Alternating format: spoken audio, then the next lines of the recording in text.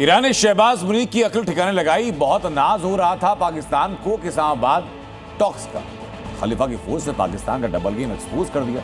पाकिस्तान की सीमा में घुसकर बलोचों को मारा और मुल्ला मुनीर देखते रह गए। इस घटना के बाद पाकिस्तान ईरान बॉर्डर पर भारी तनाव। ईरानी फोर्स का दो टूक कहना है कि बलोचों को छोड़ेंगे नहीं और मुनीर हामी में सर हिला रहा है। बस चंद दिनों पहले मुल्ला मुनीर ईरान पहुंचा था, जंग के बीच तथाकथित अमन का पैगाम लेकर, लेकिन पाकिस्तान के भरोसे की मीनार बालू की भीत पर खड़ी है, लिहाजा भरभरा कर गिर पड़ी। इस्लामाबाद टॉक्स फिर से शुरू होती उसके पहले ईरान पाकिस्तान में घुसा और 20 आतंकियों को ढेर कर दिया। ईरान पाकिस्तान के बीच भयंकर तनाव बढ़ गया है। जंग में फंसे ईरान ने पाकिस्तान सीमा के पास सक्रिय आतंकी संगठन जैश अल अदल पर कहर बरपाया है। जैश अल अदल के पूरे ऑपरेशन यूनिट को ईरान ने भंग करने का दावा किया है। इस्लामिक रिवॉल्यूशनरी गार्ड यानी IRGC का कहना है कि यह ऑपरेशन ईरान और पाकिस्तान बॉर्डर को सुरक्षित रखने के मकसद से किया गया है, लेकिन इसकी असली वजह है नंबर 1, ईरान को डर है कि जैश अल अदल उसके यहाँ बवाल न करा दे जिससे लोग सड़कों पर उतर सकते हैं। नंबर 2, जैश अल अदल ईरान के कुछ हिस्सों को काटकर वहां बलूचों के शासन की पैरवी करता है। नंबर 3, यह संगठन सुन्नी कट्टरपंथ को बढ़ावा देने की बात करता है।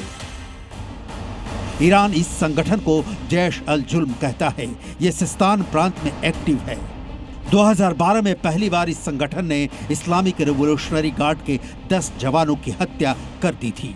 संगठन के निशाने पर इस्लामिक रिवॉल्यूशनरी गार्ड के जवान ही रहते हैं। हाल के महीनों में ईरान और पाकिस्तान के बीच टकराव की स्थिति बनी हुई थी, जिसे सुलझाने की कोशिश अब नाकाम होती दिख रही है। बॉर्डर पर ईरान की सख्त कार्रवाई ने पाकिस्तान के लिए नई मुसीबत खड़ी कर दी है। जैश अल अदल एक दशक से ईरान में आतंकी गतिविधियों में शामिल रहा है। ईरान का आरोप है कि पाकिस्तान इस संगठन को अपने बलूचिस्तान प्रांत में सुरक्षित पनाहगाह मुहैया कराता है। दूसरी तरफ पाकिस्तान का आरोप है कि ईरान बलूच लिबरेशन आर्मी जैसे अलगाववादी गुटों को शरण देता है। ये आपसी अविश्वास अब हिंसक झड़पों में बदल चुका है। पिछले साल ईरान और पाकिस्तान के बीच आमने सामने की जंग जैसी स्थिति बन गई थी।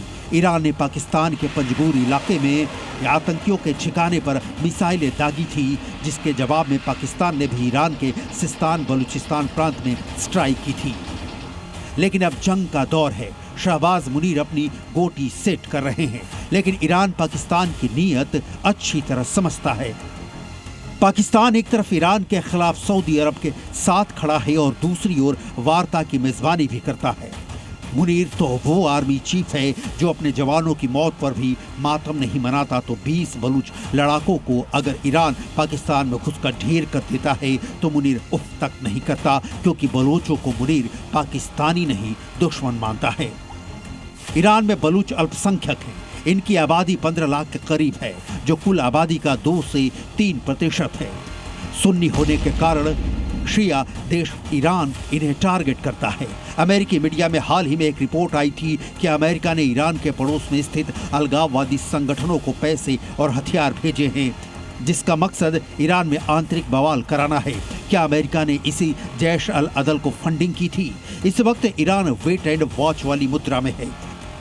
पिछले साल जैश अल अदल से जुड़े 3 संगठनों ने पीपुल्स फाइटर फ्रंट का गठन किया था, जिसके बाद सिस्तान में इस संगठन का दबदबा बढ़ गया है। यही वजह है कि ईरान ने इस संगठन के खिलाफ स्ट्राइक किया है।